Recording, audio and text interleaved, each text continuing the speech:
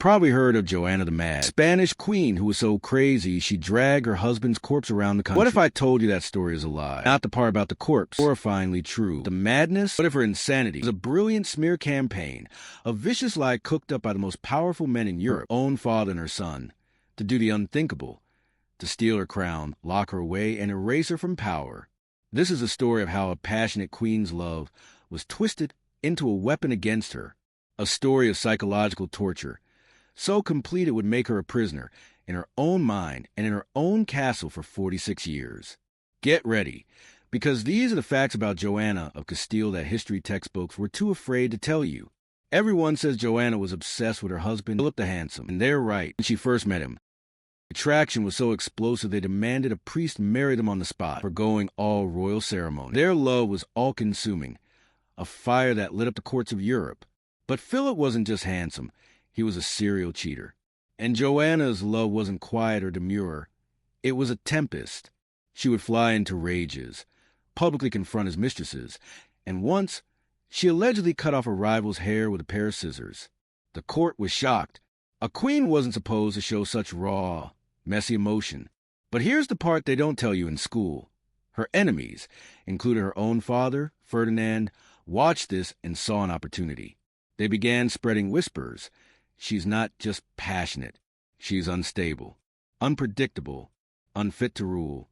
They were planting the seeds of her destruction, turning her greatest love into the very weapon that would be used to bring her down. In 1506, the unthinkable happened. Philip, just 28 years old, died suddenly. The official cause was typhoid fever, but rumors of poison were everywhere. For Joanna, the world ended. But her nightmare was just beginning. This is where the story becomes truly grotesque. Overcome with a grief so profound we can barely imagine it, Joanna refused to let Philip be buried. Instead, she ordered his coffin to be prepared for travel. For 8 long months, a pregnant Joanna led a funeral procession that wandered aimlessly through the Spanish countryside. By night, she would have the coffin open so she could kiss the embalmed feet of her dead husband, her grief so powerful it defied all reason and sanitation.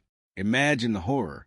A royal procession, moving only in darkness, carrying a rotting corpse, led by a queen lost in sorrow.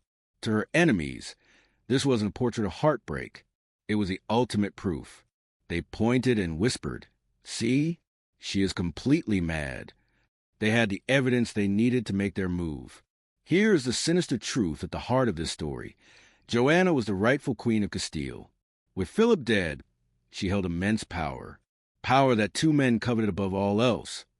Her father, King Ferdinand of Aragon, and her own young son, Charles. They couldn't just take the throne. They had to prove she was incapable of ruling it, using her grief-stricken procession as their primary evidence. Ferdinand moved in. He declared his own daughter mentally unfit to govern and had her captured. But the betrayal gets so much worse. After Ferdinand's death, Joanna should have been freed.